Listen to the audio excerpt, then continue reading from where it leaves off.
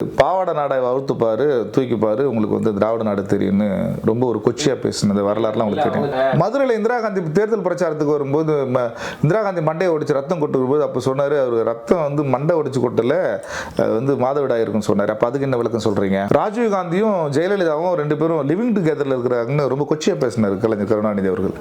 அதை தாண்டி ஜெயலலிதாவும் மோடியும் வந்து ரெண்டு பேரும் வந்து க்ளோஸ் ரிலேஷன்ஷிப் அப்படின்னு ஸ்டாலின் பேசினார். ஸ்டாலின் மேலே இன்றைக்கும் பாலியல் புகார் எல்லாருக்கும் உங்களுக்கு தெரியும்.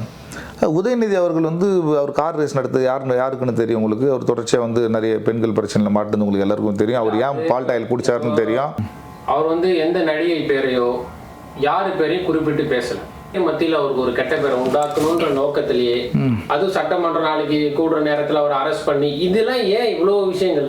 மகளிர் முன்னாடி உதயநிதியை அசிங்கப்படுத்தணும்னா கலைஞர் பேசுனதெல்லாம் உங்களுக்கு தெரியும்னு நினைக்கிறேன். சட்டமன்றத்தில் காங்கிரஸினுடைய சட்டமன்ற உறுப்பினர் அனந்தநாயகி அவர்கள் வந்து திராவிட நாடு எங்கே இருக்குதுன்னு கேட்கும்போது பாவாடை நாடை வளர்த்துப்பாரு தூக்கிப்பாரு உங்களுக்கு வந்து திராவிட நாடு தெரியும்னு ரொம்ப ஒரு கொச்சியா பேசினது வரலாறுலாம் உங்களுக்கு தெரியும். மதுரையில் இந்திரா காந்தி தேர்தல் பிரச்சாரத்துக்கு வரும்போது இந்திரா காந்தி மண்டையை ஒடிச்சு ரத்தம் கொட்டுக்கும் போது அப்போ சொன்னார் அவர் ரத்தம் வந்து மண்டை ஒடிச்சு கொட்டல வந்து மாதவிடாய் இருக்குன்னு சொன்னார். அப்போ அதுக்கு என்ன விளக்கம் சொல்றீங்க? ராஜீவ் காந்தியும் ஜெயலலிதாவும் ரெண்டு பேரும் லிவிங் டுகெதரில் இருக்கிறாங்கன்னு ரொம்ப கொச்சியா பேசினார் கலைஞர் கருணாநிதி அவர்கள். அதை தாண்டி ஜெயலலிதாவும் மோடியும் வந்து ரெண்டு பேரும் வந்து க்ளோஸ் ரிலேஷன்ஷிப் அப்படின்னு ஸ்டாலின் பேசினார். ஸ்டாலின் மேலே இன்றைக்கும் பாலியல் புகார் இருக்குது எல்லாருக்கும் உங்களுக்கு தெரியும். உதயநிதி அவர்கள் வந்து அவர் கார் ரேஸ் நடத்து யாருக்குன்னு தெரியும் உங்களுக்கு. அவர் தொடர்ச்சியாக வந்து நிறைய பெண்கள் பிரச்சனையில் மாட்டுறது உங்களுக்கு எல்லாருக்கும் தெரியும். அவர் ஏன் பால் டாயில் குடிச்சாருன்னு தெரியும்.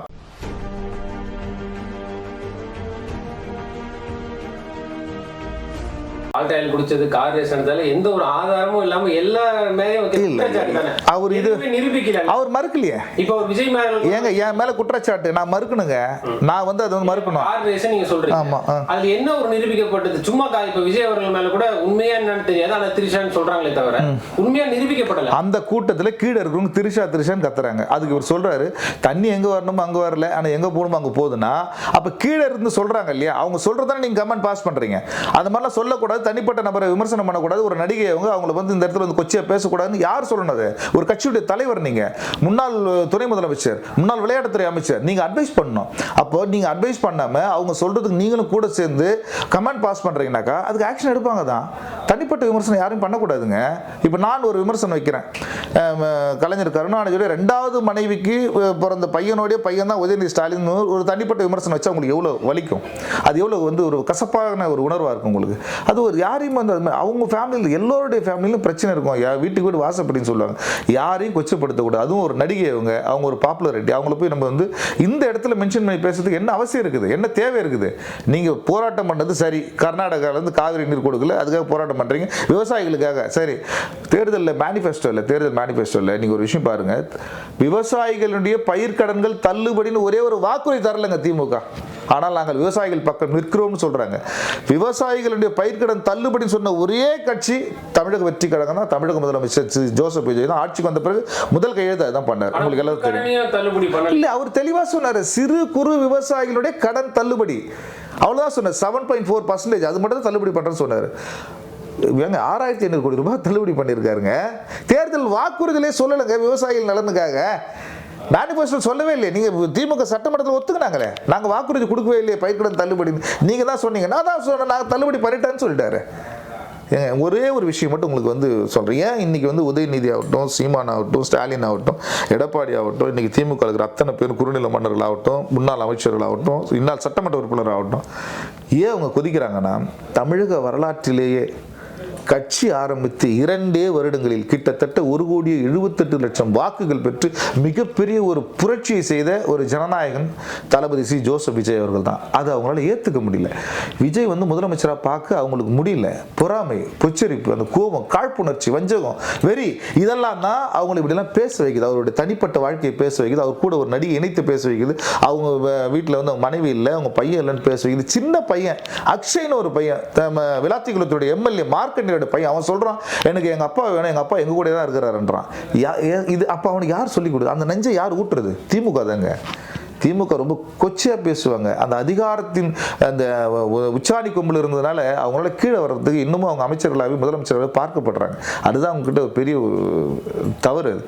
தோல்வி ஒத்துக்கணும், அவங்க ஒத்துக்க மாட்டாங்க. ஆனா அதே மாதிரி தான் திமுக மேல இப்ப உதயநிதி அவர்கள் என்ன செஞ்சாங்க, கார் ரேஸ் நடத்துனது இதுக்காக தான், பால்டாயில் குடிச்சாரு, இந்த மாதிரிலாம் சொல்றாங்க. இதெல்லாம் நிரூபிக்கப்படாம எவ்வளவோ விஷயங்கள் அவர் மேல பண்றாரு, அதெல்லாம் அவர் பொறுத்துக்கிட்டு தானே இருக்கிறாரு. கார் ரேஸ் நிரூபிச்சுட்டாங்க. சரிங்க, நான் இப்படி வச்சுக்கலாம். சரி, அதை கூட விட்டுடுங்க. கார் ரேஸ் 400 கோடி ரூபாய் கொடுத்து நடத்துறாரு, சென்னையில் தான் நடத்துறாரு. தமிழகத்தினுடைய தலைநகர் சென்னையில் தான் கார் ரேஸ் நடக்குது. 400 கோடி ரூபாய். கரெக்டாக ஆகஸ்ட் டு செப்டம்பர் நடக்குது அந்த கார் ரேஸ். அதுக்கப்புறம் மழைக்காலங்களில் இந்த உணவுப் பொருள்களை சேமித்து வைப்பதற்கு குடோன்கள் இல்லை. அது தொடர்ச்சியாக பல ஆண்டு காலமாக தமிழக விவசாயிகள் கோரிக்கை வச்சுனே வராங்க. எல்லா ஆட்சியிலையும் இந்த நெல் முட்டைகள்லாம் முளைஞ்சிடுது, எங்களுக்கு கேழ்வரகு, கம்பு, இது மாதிரி வந்து எல்லா பயிர்களும் வந்து நாசமாயிடுது, அதுக்கு வந்து சேமித்து வைக்கிறது ஒரு கிடங்கு வேணும், அதாவது குடோன் வேணும் அப்படின்றாங்க. 400 கோடி ரூபாய், நல்லா புரிஞ்சுங்க. அதை எடுத்து ஒரு கிராமத்துக்கு 1 கோடி ரூபாய் கொடுத்தா கூட 400 கிராமங்களில் இன்னைக்கு சேமிப்பு கிடங்கு இருந்திருக்குமா இல்லையா? கார் ரேஸ் பண்ணுறதுனால என்னங்க யூஸ்? யாருங்க கார் ரேஸ் கேட்டதுங்க? இப்போ நீ கார் ரேஸ் நடத்துறதுனால 200 நாடுகளில் இல்லை ஐநா சபையில் உங்களை கூப்பிட்டு ஒரு பெரிய அளவில் விருது கொடுத்துட்டாங்களா? இல்லை. அதை விவசாயிகள் ஏன் நீங்கள் பண்ணுறதுக்கு மனசு வரல? நீங்கள் விவசாயிகளை பற்றி பேசலாமா? காவிரி நம்மளுக்கு திறந்து விடல, அங்கே வெள்ளம் வந்து அவன் முழுகிடக்கூடாதுன்றதுக்காக தான் வந்திருக்கான். ஒருவேளை அங்கே மழை பெய்யல, வெள்ளம் வரலன்னா இன்னைக்கு என்ன சூழல், விவசாயிகளோட நிலைமை என்ன? வள்ளுவன் சொன்னதான் எனக்கு ஞாபகம் வருது. நல்லோர் ஒருவர் உளரெனில் அவர் பொருட்டு எல்லோருக்கும் பெய்யுமாய் மழைன்னு சொன்னார். அதாவது ஒரே ஒரு நல்ல வரந்தா போதும், அவனுக்காக நான் அந்த உலகத்தில் மழை பெய்ய வேண்டான். அது மாதிரி இந்த காவிரி இஷ்யூ வச்சு இவங்க பெரிய ட்ராமா பண்ணலாம்னு நினச்சாங்க. பாமக, அதிமுக, பிஜேபி, திமுக எல்லா கட்சிகளும் சேர்ந்து ஒரு பெரிய குடைச்சல் கொடுக்கலாம், நெருக்கடி கொடுக்கலாம் இந்த அரசுக்குன்னு நினச்சாங்க. ஆனால் இயற்கை பார்த்தீங்களா, அந்த வருண பகவான் மழை கொட்டுன்னு கொட்டி காவிரியில் ஆட்டோமேட்டிக்காக தண்ணியை திறந்து விட்டாங்க. ஸோ அது யாரும் வந்து தடுக்க முடியல. கர்நாடகாவில் போராட்டம் நடக்குது, திறந்து விடக்கூடாதுன்னு. ஆனால் அந்த முதல்வர் சொல்லிட்டார் சிவகுமார், நான் திறந்து விடலாம், அணை எல்லாமே உடைஞ்சு போயிடும், அதனால இயற்கையை வந்து யாரும் வந்து தடுக்க முடியாது, அதில் திறந்து விடுறது, அதனால திறந்து விட்டார். அப்போ அவரு ஏங்க முதல்வருடைய மனசு அப்படிங்க, இதை நம்ம வந்து சொல்றதுக்கு இல்லை. வருஷம் வந்து முதல்வர் நல்ல மனசுன்றதுல மழை பெஞ்சிருச்சு. ஒருவேளை அடுத்த வருஷம் மழை பெய்யலன்னு வைங்க, தமிழ்நாட்டில் வர இந்த பிரச்சனை எப்படி சரிகட்ட போய் டீலிமிட்டேஷனுக்கு அனைத்து கட்சி கூட்டத்தை கூட்டினாருங்க. அதாவது தொகுதி மறுவரையர்னு சொல்லுவாங்க. அது அந்த தொகுதி மறுவரை எதுக்குனாக்கா, இங்கே 39 எம்பிக்கள் இருக்கிறாங்க. இந்த 39 எம்பிக்களை குறைச்சி இதை நார்த்துக்கு எடுத்துன்னு போயிடலாம். அதே மாதிரி கேரளாவில் குறைச்சி நம்ம நார்த்துக்கு எடுத்துன்னு போயிட்டா, ஸோ அவங்களுக்கு ஏதாவது பில் பாஸ் பண்ணுறதுனாக்கா, ஒரு ஆர்டினன்ஸ் பாஸ் பண்ணுறதுனாக்கா அவங்களுக்கு போதுமான 2/3 அவங்களுக்கு கிடைக்க மாட்டேது, மெஜாரிட்டி கிடைக்க மாட்டேது. ஸோ அதனால தென் மாநிலங்கள் எதுவுமே நமக்கு தேவையில்லை, நம்ம வட மாநிலங்கள் வச்சு மட்டும் பார்த்துக்கலாம் அப்படின்னு அவங்க வந்து ஒரு பெரிய ஒரு கணக்கு மாஸ்டர் பிளான் போட்டுக்கிறாங்க. அதுக்கு தமிழக வெற்றி கழகத்தின் தலைவர் தமிழ்நாடு முதலமைச்சர் அவர்கள் ஒரு காலம் அது வந்து முடியாதுன்னு சொல்லிட்டாரு. அது சான்ஸே இல்லைன்னு சொல்லி, நீங்கள் மகளிருக்கு இடஒதுக்கீடு கொடுங்க, அதை நான் எந்த சூழலும் புறக்கணிக்க மாட்டேன், அது இமீடியட்டாக நீங்கள் அந்த பில்லை பாஸ் பண்ணுங்க. 33% இடஒதுக்கீடுன்னு சொன்னீங்க, கொடுங்க. இப்போ கூட சட்டமன்றத்தில் 23 எம்எல்ஏக்கள் இருக்காங்க. நான் கூட தேர்தலில் 25 சட்டமன்ற உறுப்பினர்கள் போட்டியிடறதுக்கு வாய்ப்பு கொடுத்த மகளிர்களுக்கு நீங்கள் அது மாதிரி பண்ணுங்க, நான் அதுக்கு வந்து குறுக்கீடு பண்ண மாட்டேன். ஆனால் தமிழகத்தில் எம்பிக்களோட எண்ணிக்கை குறைக்கணுன்ற முயற்சியில் ஒருபோதும் நீங்கள் வந்து இங்கே வராதிங்க அப்படின்னு ரொம்ப தெளிவாக சொல்லி, அதுக்கு அனைத்து கட்சி கூட்டத்துக்கு திமுக போலங்க. ராசா கிட்ட கேள்வி கேட்குறாங்க, டீலிமிட்டேஷனுக்காக அவங்க வந்து கூப்பிட்றாங்களே அப்படின்னு. எனக்கு என்னன்னு தெரியாது, அந்த பில் எப்போ பாஸ் பண்ணாங்கன்னு தெரியாது. நம்ம சாதாரண கடந்து போறாரு. 35 ஆண்டு காலம் பாராளுமன்றத்தில் இருக்கிறார் டிஆர் பாலு, ராசா, இவ்வளோ பெரிய பெரிய ஜாம்பவான்லாம் இருக்கிறான். ஏங்க என்ன தெரியலன்றாங்க அதை பற்றி. அப்போது ஒரு காவிரி இஷ்யூக்காக அனைத்து கட்சி கூட்டத்தை கூட்டுறாரு, ஏன் வரமாட்டாங்க யாரும்?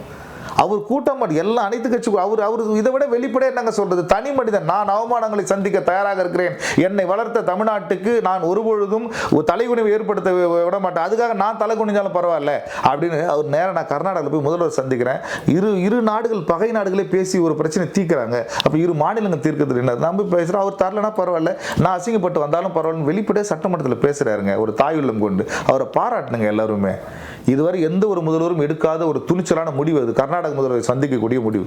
இப்போ வந்து மழை வந்தது, தடுப்பணைகள்லாம் திறந்து விட்டாங்கன்னு சொல்றீங்க, கபினி இந்த மாதிரி எல்லா அணைகளும் திறந்து விட்டாங்க. இப்போ முதல்வர் அவர்கள் ஒரு முடிவு எடுத்திருக்காரு, இந்த வருடத்திலேயே காவிரி ஆற்றில் நிறைய அணைகள் கட்டணும் முடிவு பண்ணியிருக்காரு. அணைகள் கட்ட நமக்கு தேவையில்லை, நம்ம அவங்ககிட்ட போய் கேட்குறோம், மழைக்காலம் நம்ம சேர்த்து வச்சுக்க போறோம், விவசாயிகள் திறந்து விட போறோம், அவ்வளவுதான். இதுவரைக்கும் எந்த அரசும் பண்ண முன் வரல. திமுக, பாஜக, அதிமுக அப்படின்னு சொல்லி, அதாவது இஸ்லாமியர்கள் ஓட்டெல்லாம் வந்து திமுக விழக்கூடாதுன்னு இப்போ அந்த பாராளுமன்ற தேர்தலுக்கு இப்பவே நரேட்டிவ் செட் பண்ண ஆரம்பிச்சுட்டாங்க தாவேக்காரன்னு சொல்லி சிலர் சொல்றாங்க. திமுகவில் நாங்கள் பிஜேபி கூட என்னைக்கு கூட்டணியில் இருந்திருக்கோம், அந்த காலத்தில் இருந்த, அதுக்கப்புறம் தொடர்ந்து ஒரு 25 வருஷமா அந்த கூட்டணியிலே இல்லை. பிஜேபி கூட ரகசிய உறவு, அதிமுக திமுக ஒன்னா சேர போகுது, அடுத்த ஒரு ஏற்கனவே சோசியல் மீடியா வச்சு ஜெயிச்சாங்க, இப்போ அடுத்து பிளான் பண்ணி அதுக்கப்புறம் நகர ஆரம்பிச்சுட்டாங்கன்னு சொல்றாங்க. 99 2004 வரை பிஜேபியும் திமுகவும் கூட்டணியில் இருந்தாங்க. அப்போ வந்து ஒரு 9 மத்திய அமைச்சர்கள் வந்து தமிழ்நாட்டில் இருந்தாங்க. முரசொலி மாறன், ஆராசா மாதிரி எல்லாருமே இருந்தாங்க. அன்றைக்கி டிஆர் பாலு, ஜெகத் ரட்சகன், நெப்போலியன் மாதிரி போன்ற அமைச்சர்கள் எல்லாமே இருந்தாங்க. 9 அமைச்சர் மத்திய அமைச்சர். ஆனால் ஒரே ஒரு அமைச்சர் கூட நீர்வளத்துறை வாங்கவே இல்லை. இவங்க வாங்கினதுனால ரயில்வே துறை, போக்குவரத்து துறை, கப்பல் துறை, எதெல்லாம் வருமானங்கள் அதிகமாக இருக்குதோ, எதெல்லாம் வந்து இன்கம் சோர்ஸ் இவங்களுக்கு எக்கனாமிக்கல் சோர்ஸ் டெவலப் பண்ண முடியுமோ அதை மட்டும் தான் வாங்கினாங்க. தவிர வாட்டர் ரிசோர்ஸ் ஒருத்தவங்க கூட வாங்கவே இல்லை. அது நீர்வளத்துறை வந்து அன்றைக்கி கேரளாவில் வாங்கின்னு போகிறாங்க, கர்நாடகாவில் வாங்குறாங்க. ஆனால் தமிழ்நாட்டில் நீ கலைஞர் கருணாநிதி வாங்கவே இல்லை. இது ஒரு உரம். இன்னொன்று நீங்கள் கேட்டது தான். இப்போ வந்து தாவேக்கு வந்து ஒரு நெரட்டிவ் ஒன்று செட் பண்ணுறாங்க. எனக்கு புதுசாக இருக்குது. திமுக தாங்க நெரட்டிவ் எப்பவுமே செட் பண்ணுவோம், தாவேக்கை செட் பண்ணாது. எங்கள் தலைவர் தேர்தல் அப்போ ஒரு விஷயம் சொன்னார், நீங்கள் நல்லா வாட்ச் பண்ணிங்கன்னா தெரியும். திருச்சியில் பேசும்போது சொன்னார். என்ன சொன்னார்னா, தேர்தலுக்கு பிறகு அமித்ஷாவின் காலிலும் பிரதமர் மோடியின் காலிலும் திமுக விழுந்து கிடக்கும் அப்படின்னு சொன்னார். இது ஜெயிக்கிறதுக்கு முன்னாடியே சொன்னார்.